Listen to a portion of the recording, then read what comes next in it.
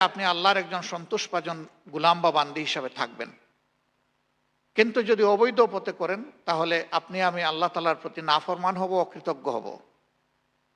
দুইটার পরিণামে এক নয়, ভিন্ন, সম্পূর্ণ ভিন্ন। কিন্তু জিনিস ওইটুকুই, এর বেশি না। ওটা বাড়বেও না, কমবেও না, যা আছে তাই। একটাতে বারাকা আছে আর একটাতে নাই। একটাতে শান্তি আছে, সম্মান আছে, আর একটাতে নাই। একটাতে শৃঙ্খলা আছে, উন্নতি আছে, সমাজে অবদান আছে, আর একটাতে নাই। কারো যদি বৈধ অর্থের পুঞ্জীভূত সমাহার থাকে, হজরতে তালহা রাদিয়াল্লাহু তাআলা আনহু তার উদাহরণ, হজরতে উসমান ইবনে আফফান রাদিয়াল্লাহু তাআলা আনহু তার উদাহরণ। তাদের সম্পদ দ্বারা গোটা উম্মাহ উপকৃত হয়েছে। হাজার হাজার দাস দাসী মুক্ত হয়েছেন, যুদ্ধের অর্থের যোগান দিয়েছেন, অস্ত্রের যোগান দিয়েছেন, রাষ্ট্রের ইকোনমি চলার জন্য তারা সাপোর্ট দিয়েছেন। এইভাবে মানবতা উপকৃত হয় বৈধ অর্থের দ্বারা। আর অবৈধ অর্থ থাকলে নিজে ধনী হওয়া যায় না, শ্বশুর বাড়ির লোকেরা ধনী হয়।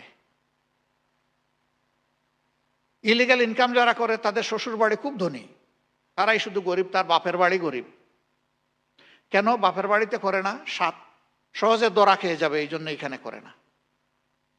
তো মাল ডেলিগেট করে শালীর নামে, শালার নামে, শ্বশুরের নামে, শাশুড়ির নামে। এক সময় চালাক শালাশালি বলে, বিপদের সময় জীবনের ঝুঁকি নিয়ে এগুলা পাহারা দিয়েছি, এখন আপনারে দিয়ে দিব, এত বোকা। গেল আমটাও গেল, সাথে সালাটাও গেল। তারপরে সংসারে, বহু সংসারে এইটা নিয়ে অশান্তি নেমে আসে, এমনকি সংসারটা ভেঙে বিচ্ছিন্ন হয়ে যায়। তো থাকলো কি আপনার?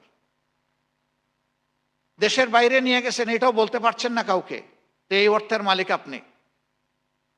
আপনি ছুট অবস্থায় সবসময় থাকতেছেন।